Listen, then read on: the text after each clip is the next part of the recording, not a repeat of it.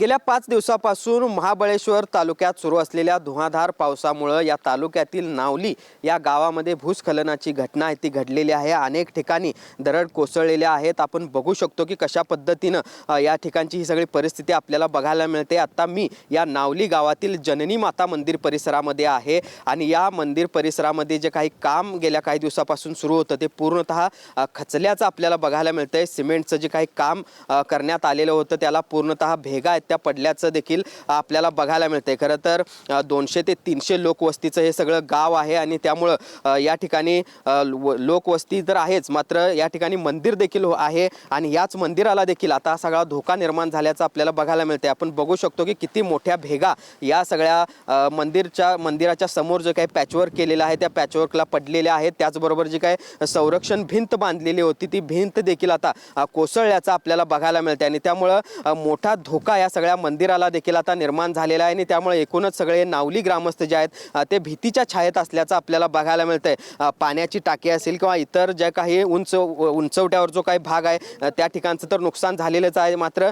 त्या ठिकाणाहून जो काही पाण्याचा मोठ्या प्रमाणावर प्रवाह आलेला आहे त्या प्रवाहामुळे आपण बघतो या जननी माता मंदिर परिसरामध्ये देखील अशा पद्धतीची भीषण परिस्थिती आहे ती बघायला मिळते आणि त्यामुळं एकूणच या सगळ्याकडे आता प्रशासनानं गांभीर्यानं लक्ष द्यावं अशा पद्धतीची मागणी आता नावली ग्रामस्थ करताना बघायला मिळत आहे। ती सकाळी घटना घडल्यानंतर जिल्हा प्रशासनातील काही लोक या ठिकाणी आलेले आहेत, त्यांनी देखील काही उपाययोजना करण्याचा प्रयत्न आहे तो केलेला आहे, मात्र परिस्थिती आपण बघू शकतो की किती मोठ्या भेगा या ठिकाणी पडलेल्या आहेत आणि त्यामुळे अजूनही हे भूस्खलन होण्याची भीती व्यक्त होते आणि त्यामुळं कोणतीही जीवित हानी होऊ नये अशीच अपेक्षा इथले सगळे ग्रामस्थ आहेत ते करताना बघायला मिळत आहेत आणि त्यामुळं आता सरकारनं याकडे गांभीर्यानं लक्ष द्यावं, प्रशासनानं लवकरात लवकर या सगळ्या गावचं पुनर्वसन करावं अशा पद्धतीची मागणी आता हे सगळे नावली ग्रामस्थ करताना बघायला मिळत आहेत।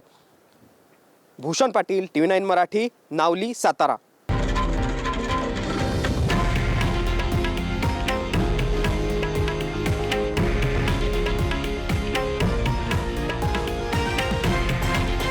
हे आहे देशातील नंबर 1 न्यूज नेटवर्क आणि आपण पाहत आहात TV9 मराठी, एकमेव।